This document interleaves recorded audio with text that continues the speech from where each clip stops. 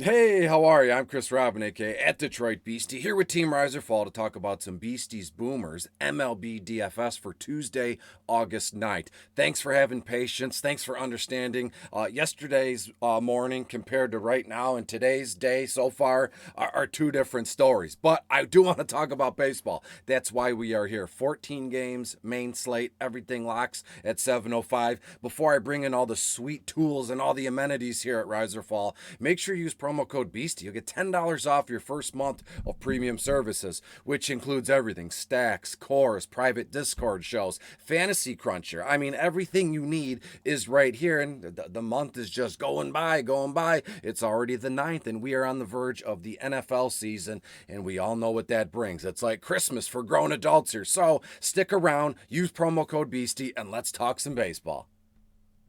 Hello, and we are back. Here is the Riser Fall Study Hub, the FanDuel batter matchups, and we all know our way around pretty good now, going through it together. And here's the DraftKings batter matchups, and here are the projections. So, we've been in this video a few minutes, Chris. What are you doing? What are you thinking? Right, here we go. I'm going to click it. Which one? Oh, no, I love the Pittsburgh Pirates going to play Arizona tonight at 9:40 p.m. at Chase Field. Over-under right now is at 8.5 points here. Again, it's going to be like 175 degrees outside, but they play in a dome. All is well and good. When we look at this one, there's a few things that stand out. You might say, well, Chris, what about the Yankees at Seattle tonight? That's a nice late game hammer. I got the Yankees hanging, 7, 8, maybe even 9 runs. I have the Los Angeles Angels playing in Oakland is a good one too. Even Atlanta at Boston later, Toronto, Kansas City, and the list goes on and on. But that's the whole idea behind these videos so far is,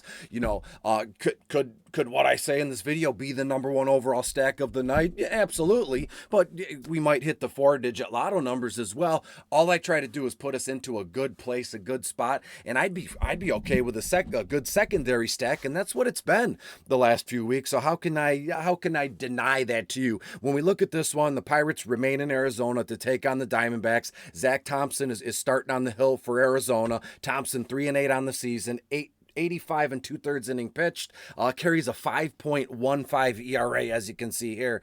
Right-handed guy here. Tommy Henry is pitching for the Pittsburgh, and I've never heard of this guy. Looks like he's making a second start. So truth be told, Arizona is a nice little play here, but I want to concentrate on Pittsburgh, and I'll tell you why as we get through the length of this video. So let's go down. Let's just start at the number one spot for Pittsburgh, and let's hone in on Pittsburgh. That'll get away with a lot of the nonsense and the time wasting of the scrolling, which I love to do when I get on this website. I mean, trust me, you could spend hours and hours. When you talk hockey, it's unbelievable. Football's going to be even better, but here we are. We're going to start with Kevin Newman. As you can go, we'll go down there. He looks to be in the one spot here. And again, I want to warn you, right? I'm aware that Pittsburgh and like Kevin Newman, Brian Reynolds, these guys are not household names.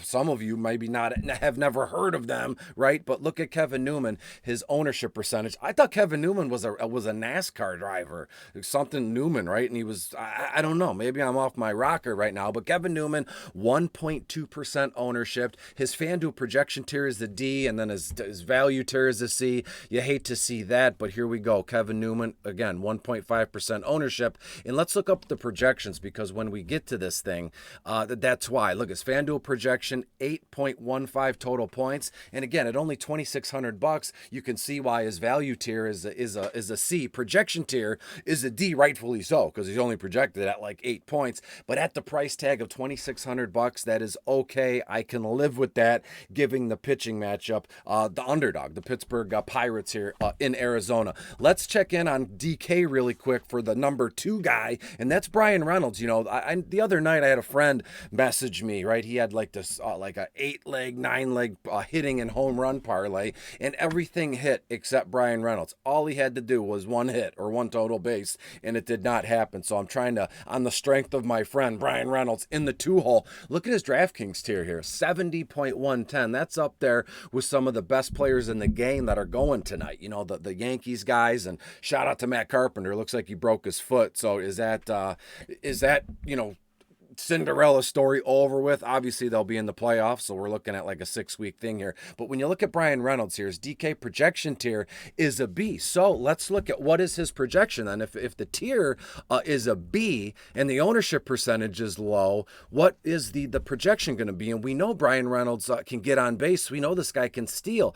And here it is, 7.79 on DK alone, and ownership over there is only 2.3%. And I'm telling you now, 2.3% ownership on DK for Reynolds, that seems a little high given the fact that there's 14 total games going with the likes of St. Louis, TB, even the Mets here. So as it stands right now, two white dudes, Kevin Newman, Brian Reynolds. Now let's go into the 3-hole. One of my favorite players in all of baseball, aside from Jonathan India, it's Cabron Hayes. Here we go in the 3-hole against Tommy Henry, left-handed guy who hasn't pitched a lot. This is, I believe, if I said correctly earlier in the video, Tommy Henry, let me go back over that, making his second start, ever in the MLB, 0-1, only 5 innings pitched his entire MLB career, 7.20 ERA, while the Diamondbacks are scoring 4.6 runs a game. So what this tells me is Pittsburgh, you can look forward to what, 5, 6, 7, 8, maybe even 8 runs, but the Diamondbacks can hit the ball too. So that's why I like this game from a competitive standpoint. Is it going to be 10-0 Pittsburgh and then it's going to be a snoozer and we'll win a ton of money, but it'll be a snoozer? I don't think so. I think we see a nice, healthy final score, and we can stack this whole game here. But let's get back to Cabron Hayes really quick. When you look at him, let's scroll over here. The batter versus pitcher hands, all that stuff, it's non-existent because Tommy Henry's only pitched 5 innings, so we have to take other sample sizes here. And when you look at his WOBA right here, 3.77, and let me remind folks what the WOBA is.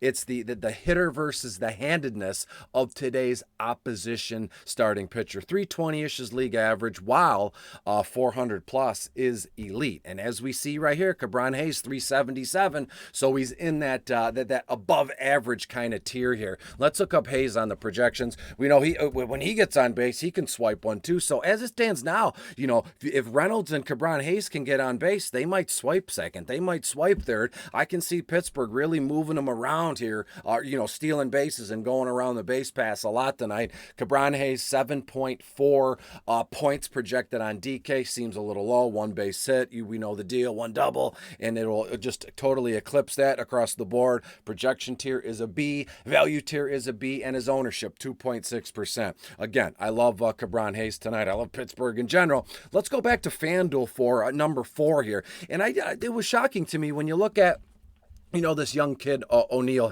Cruz. This kid's like 6'7". He's firing the ball in from shortstop to first base at like 100 miles an hour. He's going to, absolutely tear up the first baseman's glove over time here. But O'Neal Cruz is at the bottom of the lineup right now, which is like kind of head scratching. But I get it. Is he struggling a little bit? He's a young kid, first time up? Let him have his way, do what he needs to do. It's better than being in AAA, right? So I said all that to say this: Michael Chavis, $2,200 on FanDuel and only $2,000 even on DK here tonight in the cleanup spot in a game against a pitcher with a 7+ ERA here. It's just crazy to me. 4% ownership, and that's going to plummet. You know what I mean? As people start building again, this was the first update. I always use this in the morning, and as you can see, it was updated at 8:30 a.m. I don't know what time you're watching this, but this is the first update of the day. It's going to be updated a few more times, and then the final update around, I would say, 15-20 minutes before lock. Pittsburgh's numbers are going to plummet,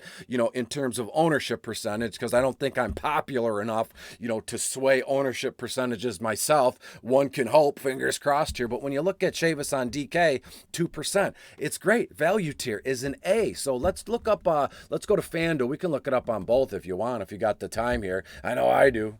We look at Chavis. Let's type him in all the way. Chavis, there it is, 8.2 FanDuel point projection right there. Ownership percentage 4%. Again, that's going to plummet. Only $2,200 on FanDuel. And then on DK, let's type in Chavis on there.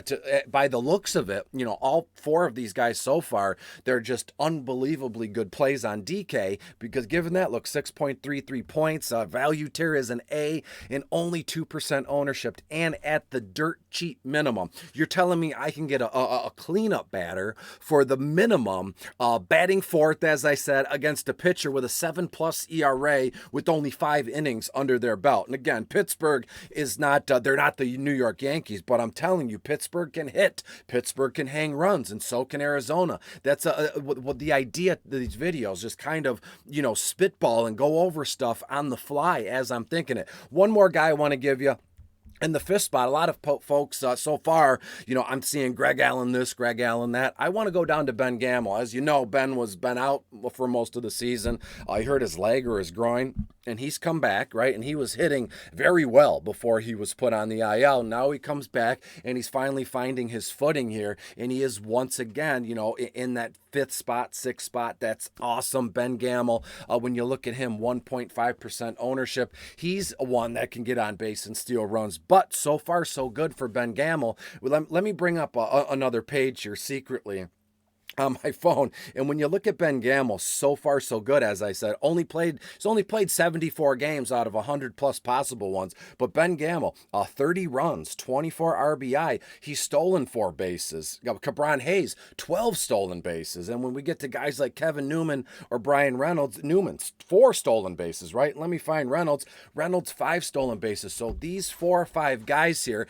they can hit. They can get on base. I'm not talking bombs or maybe a little bit of extra base power, but when they get on, they will take the chance to run it. Tonight against this Tommy Hearns guy, Tommy Henry, excuse me, I believe that Pittsburgh is going to go nuts. They're going to go just do as they please here. So let me bring my face back in, and how about we'll get the heck out of here.